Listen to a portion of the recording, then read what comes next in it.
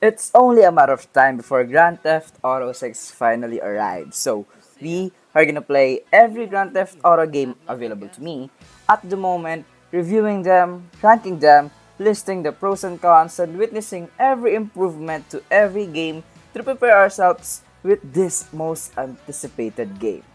Hi, this is Musin, and before Grand Theft Auto 6, we have Grand Theft Auto Liberty City Stories.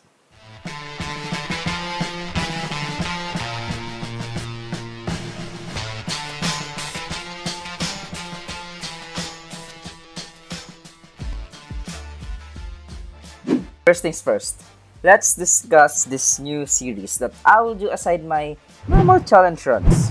It's called Before the Series, a series where we play, review, and rank every game on a specific franchise that has an upcoming game.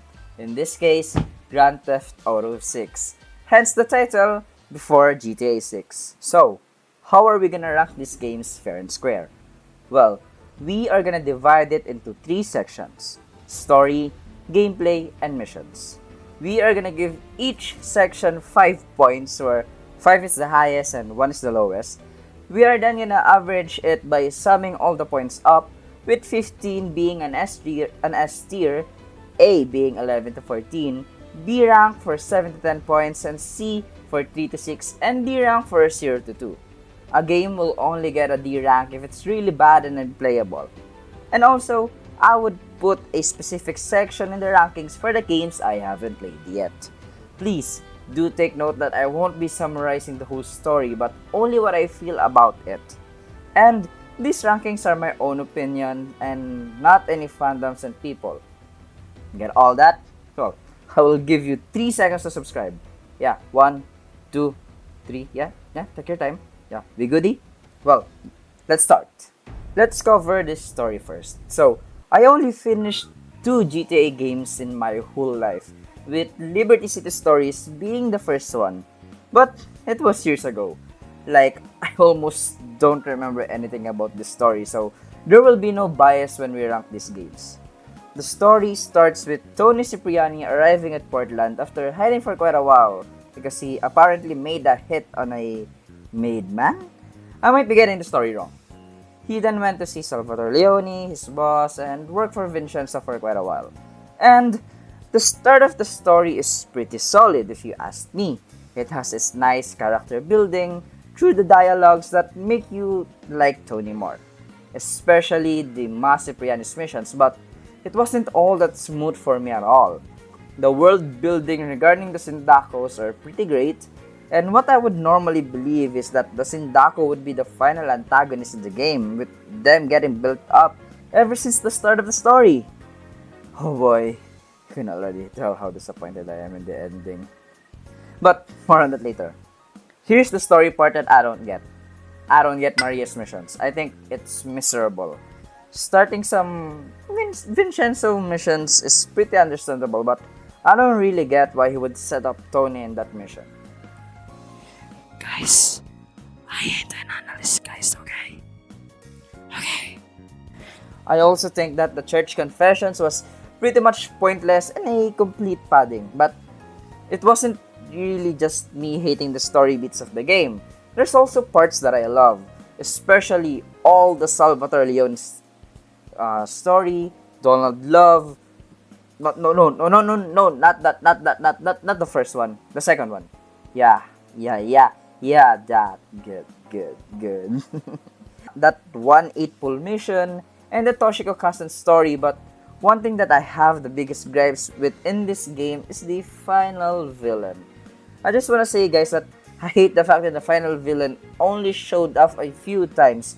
2 times if I remembered correctly, and I don't even remember his name after recording the final part of the game and me writing the script for the first time. Wait, let me just search his name. Massimo Torini. Fuck that guy, man. It didn't made any sense, the whole story. He's just some random dude I shot by the end of the game. Heck, I didn't even shoot him personally. The Chopper is the final boss of the story, and heck, it would have been better if Polis Sindaco is the final boss of the story, even though he might have only appeared once. we have more involvement with him because of that one mission where we control his car and fuck a lot of Forellis, and we have a lot of more involvement with his organization more than the Sicilian. So I'm really disappointed with that. The story was still good, but the ending lacked where we needed it the most. It has its downside, absolutely, but the mid game for me is surely one of the best story and the most fun that I have experienced this whole game.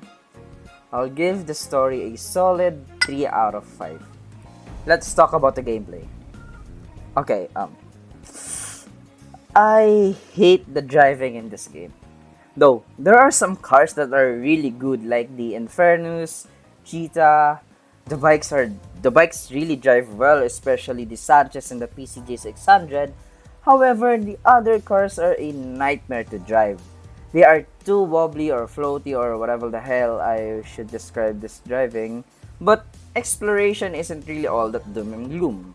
For example, as mentioned just now, you can explore by using cars and bikes, but you can also use the ferries and the subways to travel around the three islands. It does cost money too, but money isn't really an issue if you're playing the missions and not immediately spending all of them in ammunition like I do, causing me to suffer a lot in this game.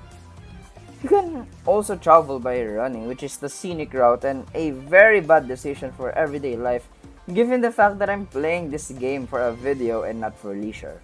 But hey, I learned that if you rapidly press X instead of holding it, you can sprint infinitely. So that's that. Well, enough about the cars.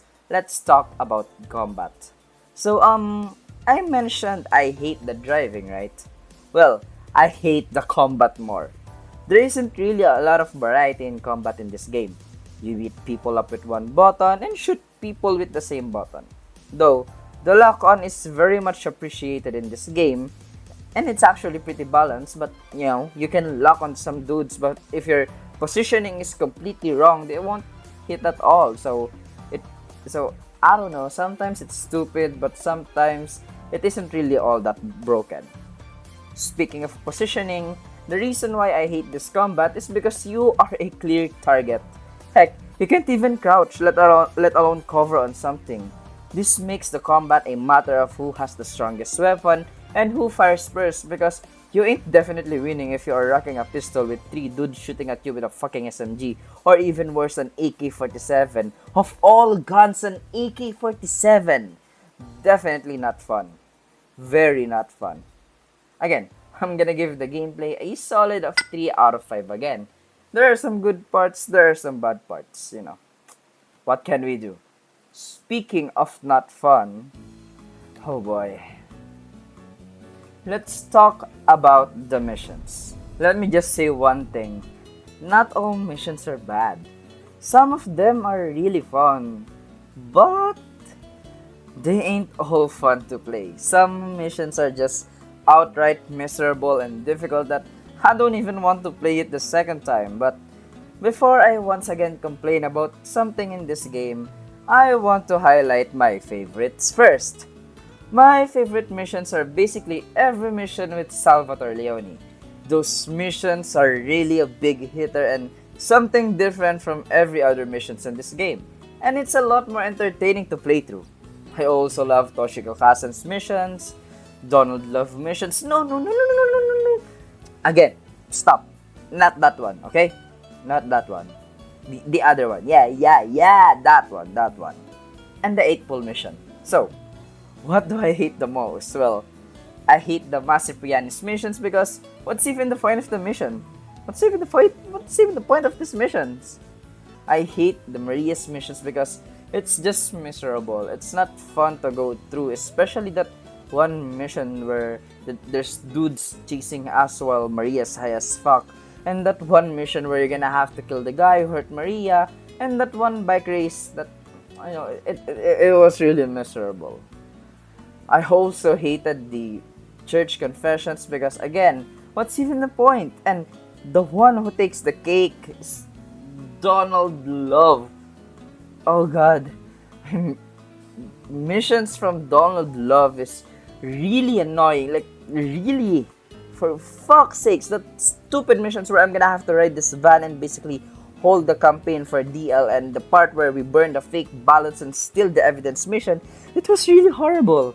And it was really draining because not only the missions are pretty annoying in this game, you also have those annoying stuff in gameplay I mentioned before. And the story is not even enough of a payoff. It was definitely brain rot. I hated it, but it wasn't all that bad.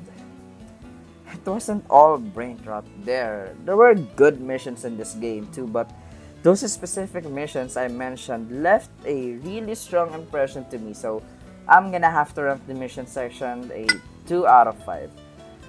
At a total of 8 out of 15, a B tier. Look, Grand Theft Auto Liberty City Stories is one of the games I would recommend playing in a PSP or your smartphones. It presents a good time with some laughs and a good story on top of that.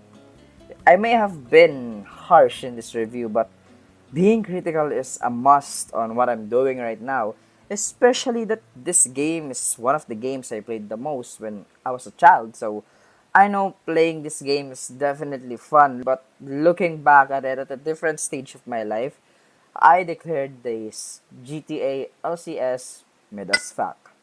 We have covered the first GTA on the PSP, and in the next time, we will make sure to cover the next one. Boys, get ready because we are going to Vice City and experience Vic Van's stories. Thank you for watching, I hope you enjoyed it, and if you want more of this content, subscribe and hit the notification bell to keep you updated for the next episode of the Prepare the series. Again, thank you for watching and see you on the next one. Peace.